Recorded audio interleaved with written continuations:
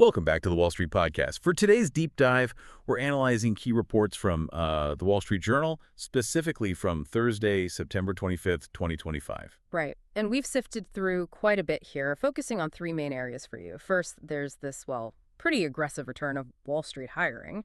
Second, growing risks in housing and labor markets. And third, those escalating fiscal tensions coming out of Washington. Okay, let's start with Wall Street. This hiring boom. It feels a bit strange given the wider economy, doesn't it? We're talking JP Morgan Chase, Morgan Stanley, Citi, Wells Fargo, Goldman. They're speeding up hiring, slowing down layoffs. It really does seem counterintuitive, but it seems to be driven purely by deal activity. Global M&A, IPOs, volume surged something like 40% just over the summer. 40%, that's significant. Huge. So the banks are basically scared of being caught flat-footed if this keeps up. It's FOMO, Yeah. Fear of missing out. JP Morgan, for instance, hired over 100 managing directors in global banking in the past year alone. Wow. And it's not just the giants. No, exactly. Look at Ridgemont Equity Partners, a mid-market player. They just successfully closed their latest fund with nearly $4 billion. So confidence is there, at least in that sector. Okay, but juxtapose that confidence with what's happening on, say, Main Street. The housing market looks stressed. KB Home, the builder, just reported lower profits for Q3 and cut its full-year outlook. Yeah, they cited a, quote, dormant housing market. They're having to make price concessions. The average sales price actually fell to about $475,700. And that affordability problem? Yeah.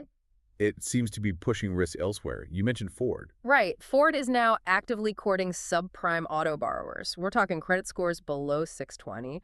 They're offering these ultra-low rates on the F-150 pickup to try and boost sales. Which reflects that consumer pressure tied to a softening labor market. Unemployment hit 4.3% in August. Precisely. It's all interconnected. And sometimes this kind of environment can mask more serious issues, like fraud. The SEC just dropped accusations against the founders of retail e-commerce ventures RV. Oh, REV. They bought up Radio Shack, models, Pier 1 imports out of bankruptcy. No, that's them.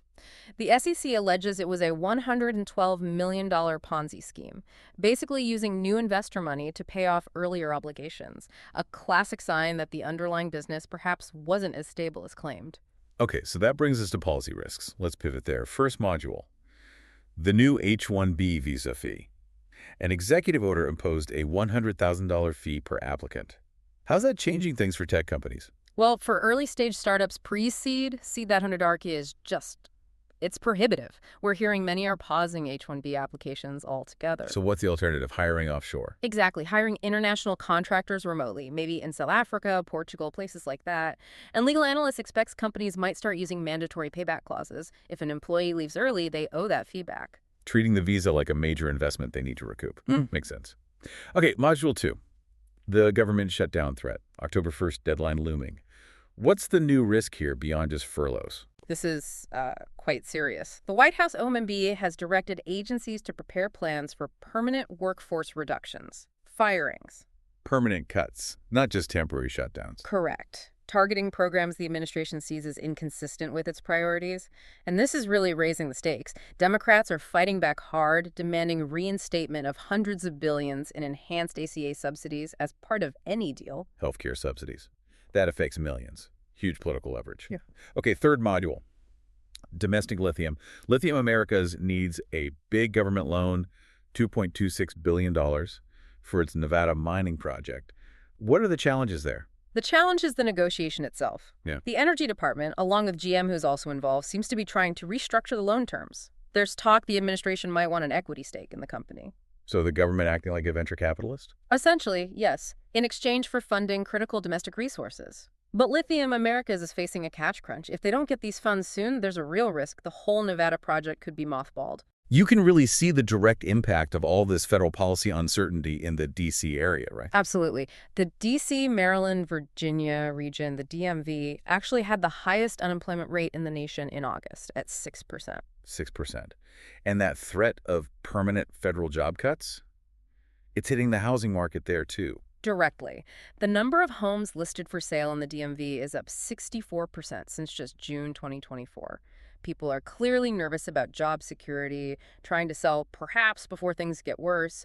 Policy paralysis translates straight to market jitters. So let's wrap this up. We've got Wall Street hiring aggressively, mostly out of fear they'll miss out on deals. While at the same time, for a large part of the American workforce, especially federal employees, the ground feels like it's shifting. The threat of sudden job loss seems to be moving from the corporate side more towards the civil service side. Interesting. So the final thought for you to consider is the traditional stability associated with government work disappearing. That's definitely something worth watching.